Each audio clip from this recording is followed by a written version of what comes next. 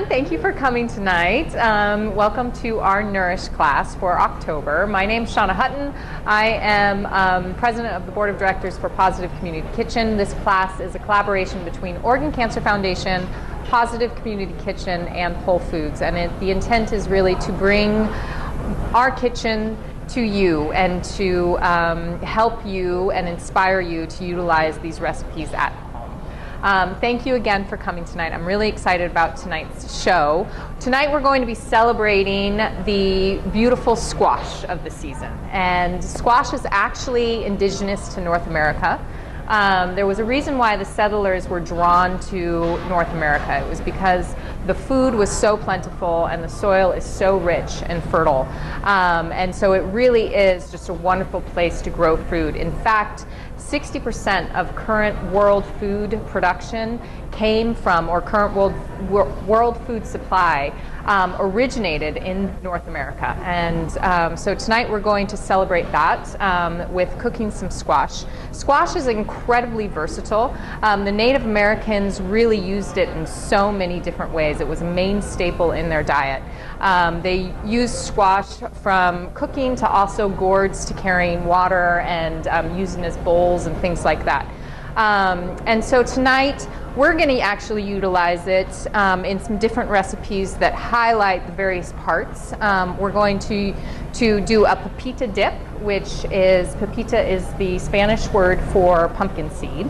And then we're going to do a stuffed delicata squash. And so the delicata squash is going to be stuffed with some kale and some quinoa and some mushrooms. It's a wonderful vegetarian dish as a side dish, or also as a meatless meal if you want to incorporate more of those wonderful nutrients into your diet. And so when the Native Americans used this food, they, like I said, they used it in so many different ways, but it was a wonderful way that they got their nutritional needs, especially during the winter months, because squash stores really well. And so they could store it, some of the squashes you can store up to 6 months. And so it would keep them very healthy and keep the nutrients that they needed through those cold winter months. So to start off, we're going to start with our pepita dip. So the pepitas here that we have are a little bit different than the pumpkin seeds that you would find in a jack-o'-lantern. There's different varietals of pumpkins, and some pumpkins, like the jack-o'-lanterns that you use during Halloween, have the seeds that have a hull on them, and they're white. And you can also roast those, cook them up with some salt and pepper, and they're absolutely delicious. Some of the varietals of pumpkin that you normally find seeds from in the store produce seeds that don't have a hole on them. And so they look a little bit different. They're a little bit smaller. They're a little bit greenish in color. And so what I've done with these pumpkin seeds is I've put them in a pan and I've roasted them. I've toasted them up just a little bit. And that's what that's going to do, is that's really going to develop that nutty flavor. You don't have to do that, but like we've been talking about before, it's those little extra added touches that really make a difference, especially when you're cooking healthy food, that really highlight the delicious nature of all of those ingredients. And so it's a step that will really make this dip even more delicious. So I highly recommend doing it. So after I've toasted up my pepitas in my pan, I'm going to put them into my food processor. And then what I'm going to do is, because of the limitations of the space that we have here, I would take the pan, keep it hot, and I would saute up some onions, some garlic, and a little bit of jalapeno. Now the jalapeno is optional here, but I really do feel like this dip in particular, because of the seeds and the oil that you're using, it has enough fat to really handle a little bit of heat and to mellow it out a little bit. But if you don't like spicy things, you feel free to omit it if you want to. And so once you've sauteed your onion and your garlic and your jalapeno, that onion have gotten a very translucent color, you're going to take that and you can dump it into your pumpkin seeds. And then to this, you're going to add some flavorings. And so I have some cilantro. This is a leafy green, so it's really high in chlorophyll, which is great for cleansing your cells. So we're going to put that in there. We also have some parsley. We're going to dump that in there as well.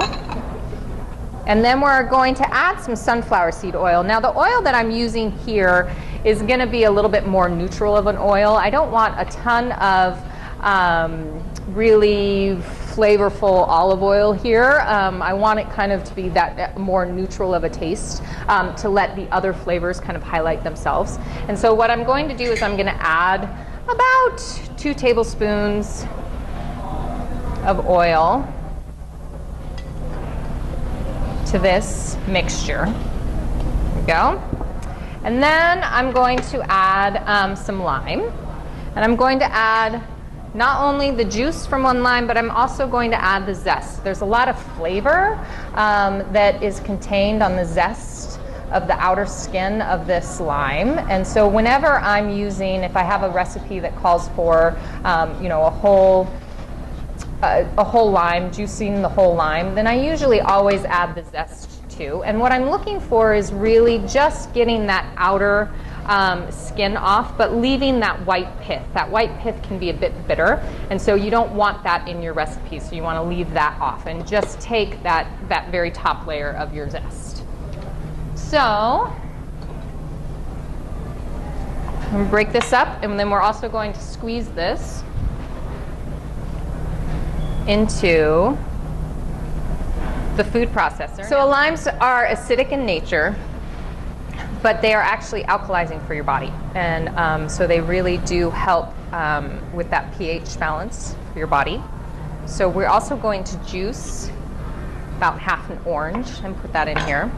This orange is going to add a little bit of that fruity flavor. It has an interesting flavor dynamic in here. That acidity from the lime is really going to highlight, but this orange is going to add some sweetness, which is helps to balance out some of that spiciness and some of the fat from the other components of the dish.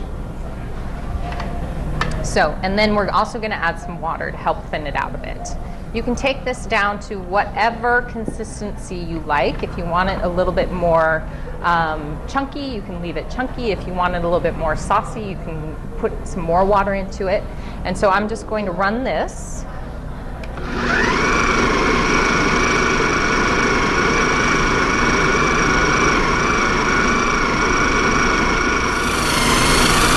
And so this is just a little bit more chunky than I want it, so I'm going to add some water to this to break it down a little bit more.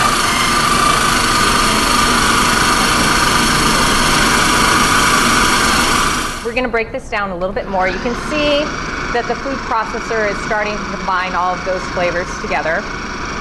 To this, we're going to add a little bit of salt and pepper.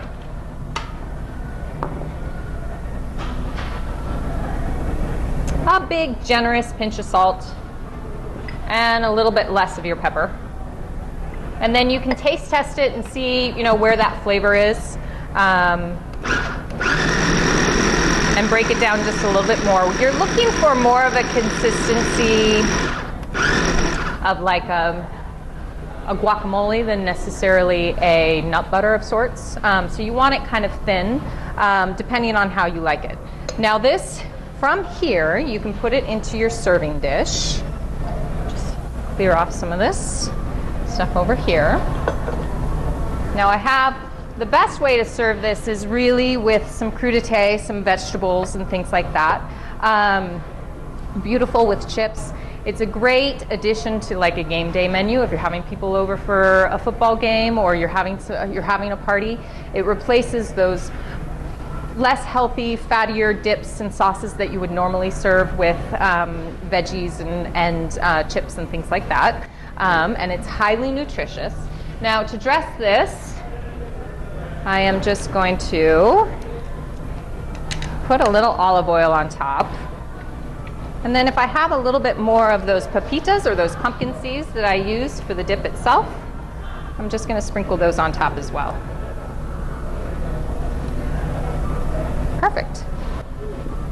And then I will give this over to you guys so you can taste test it. This dish specifically is wonderful. It keeps for about a week in your fridge. And if you can make it the day before, I feel like the flavors really start to marry and it becomes even more delicious, you know, as like day one, day two. So it really is, It keeps really well, it stores really well. If it lasts a week in your fridge, I highly doubt it will, but it's a really great healthy appetizer. The question is, when you're toasting up the seeds, what do you utilize? You could do two different methods. I usually do it in the pan because I feel like I can keep an eye on it better in the pan. Roasting seeds to me is a little bit like driving a 1960s muscle car. Like, it takes a while to warm up, and then once you get it going, it goes from 0 to 60 in about 2 seconds. So I really feel like, if it's on the pan, I won't have a tendency to walk away from it. But you could also put it on a pan in the oven and put it under the broiler, and as long as you're there checking on it, but I have a higher tendency to burn my nuts or my seeds, whatever it is that I'm toasting, under the broiler, so I like to do it in a pan. Just like too fragrant? Too fragrant, yeah. You can see here, so specifically with pumpkin seeds, if you were doing any other nut, you would almost look for like a California tan happening on your yes, exactly. Yeah, it would start to brown, and the outer shell will start to brown and caramelize a little bit, but you don't want to take it to the point where it gets super dark. And so if you look at these seeds, this is kind of the original color. But if you look at this one, it got a little brown on the outside. Pumpkin seeds, when you put them in a pan and you're toasting them up, will actually start to pop a little bit, so you can kind of hear them before they start to turn that color. So that's kind of a nice audible warning that they're about to turn color and about to toast up. But that's what you're looking for, is just that little light brown on the outside. Okay, so any other questions with that? Okay, wonderful. So we're going to move on. Now we're going to do some stuffed delicata squash. Delicata squash is one of my favorite squashes to utilize. And the reason being, number one, it's delicious. It has a sweet quality, almost similar to a sweet potato or something like that, the flesh does. But you can also eat the outer skin, which a lot of squashes you can't, but the outer skin is actually edible. And so it increases the nutrients in the squash itself, as well as increasing the fiber content, so it's really, really helpful for you. So to get started on this recipe, I have some quinoa that I have already cooked. So this is, let me turn this on real quick, just to get it hot. Okay, so what I've done is I have about a half cup quinoa that I've put in with a cup of chicken broth is what I used for today. I usually cook my quinoa or my rices with broth, whether it's vegetable broth, chicken broth, bone broth, because it adds that little that extra element of depth of flavor. You could do it in water. Usually with quinoa, you're looking at a 2-to-1 ratio. So if you have half a cup of quinoa, then it's a cup of water or broth. If it's a cup, then you have 2 cups of water or broth. You let it cook. Quinoa is really super fast. It's a great grain to cook because not only is it super nutritious for you, but it's super fast. So it cooks within about 15 minutes or so. Quinoa is considered a pseudo grain. It's also considered a superfood. It has it's packed full of antioxidants and phytonutrients that are really great for your body and keeping your cells healthy, as well as your organs, and so it's a really great clean protein source as well. And so it's a vegetable protein source, and it's really high in protein, so it's really great for you. So what I've done is I've already pre-cooked that, and then what I'm going to add to my pan here is some olive oil to start, and then we're going to flavor up that quinoa a little bit. So I've got about a half of onion. Onions are a vegetable that are very interesting. They actually, their nutrients are not as heat sensitive as most vegetables. Pardon me. And so they don't lose their nutrients when you cook them. They actually, the nutrients actually seep into whatever it is that you're cooking, making it more nutritious for you as well as more flavorful. All right. To this, I have some garlic. that I'm going to add. And then you're going to start to smell. This is going to go for about 2 to 3 minutes. You're going to start to smell that beautiful aroma. So you have that beautiful aroma that's coming from your onions and your garlic. The onion is turning translucent, and once it gets a little translucent, you are going to add in your mushrooms. Mushrooms, we're using cremini mushrooms here. If you can get, we live in such a beautiful place, Oregon. If you can get some other mushrooms, like some of the wonderful ones that come from the coast, you can feel free to substitute those in this dish. Mushrooms are considered an adaptogen, and so they're actually really great for your body when it's going through stressful situations. So, and mushrooms have also been linked to helping with nausea and recovering from chemotherapy and radiation. We're going to add our mushrooms into our pan.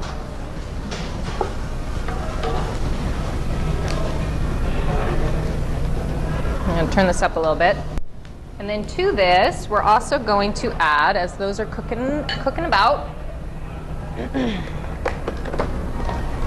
we are going to add some kale. Kale is also considered a superfood. It is just packed with antioxidants and cancer-fighting nutrients. It's a green leafy vegetable, so those green leafy vegetables we always try to incorporate, hide them here, there, whatever. And this time around, you could use regular or larger kale pieces if you wanted to. You would just destem them and cut them into smaller pieces. Tonight I'm using baby kale just to help myself out a little bit so I don't have to go through the process of destemming and cutting those up. And this is looking beautiful. As the mushrooms cook down, you might, if it gets a little dry on your base of your pan, you can add a little bit of chicken stock. So right now, before I throw the kale in, I'm noticing it's a little dry. And what I want to do is I want to deglaze the pan a little bit. When you're adding liquid into the pan that you've just either sauteed some of your vegetables in, that's a process called deglazing. And what that does is it pulls out, or it pulls up, all of those bits from the bottom of the pan. All of those bits have wonderful caramelization flavors, and so you're pulling up, in addition to that color, but you're also pulling up all of that flavor. So these mushrooms are looking delicious, and so right now what I'm going to do is add in my kale. And you can add in however much you want. I'm going to add in, this will cook down quite a bit, so I'm going to add in about 3 big heaping handfuls.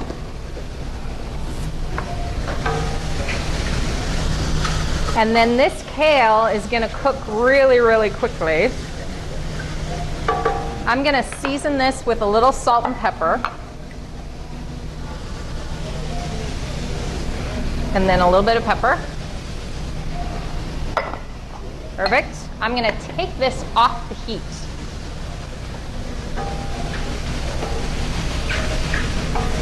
So I've turned off the heat and I'm going to add my cooked quinoa. There we go. Perfect. Now I'm noticing that my pan is getting a little bit dry, so I'm just going to add a little bit more chicken stock. This will help to keep that filling moist and delicious and even more flavorful. I've got a beautiful stuffing here. Now to this, I'm going to add in some goat cheese. Now I've got about half a cup of goat cheese total, but what I'm going to do is I'm going to divide it. I'm going to put about a 1/4 cup of goat cheese into this mixture, but then we're going to top off our delicata squash with a little goat cheese on top. This goat cheese you could substitute, as we talked about before, you could substitute feta if you wanted to. It's a good substitution for it. I love the tanginess of the goat cheese in this. It gives it a depth of flavor that's really delicious. So I'm going to add in about 1/4 cup or so. Perfect. And then stir it around. That looks delicious.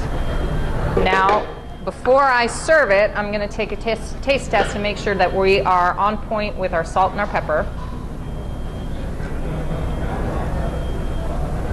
Really delicious. I'm going to add just a little bit, teensy bits of salt. But otherwise, it tastes delicious. All right, so what we do with our delicata squash at the beginning of this whole process, what you can do is you can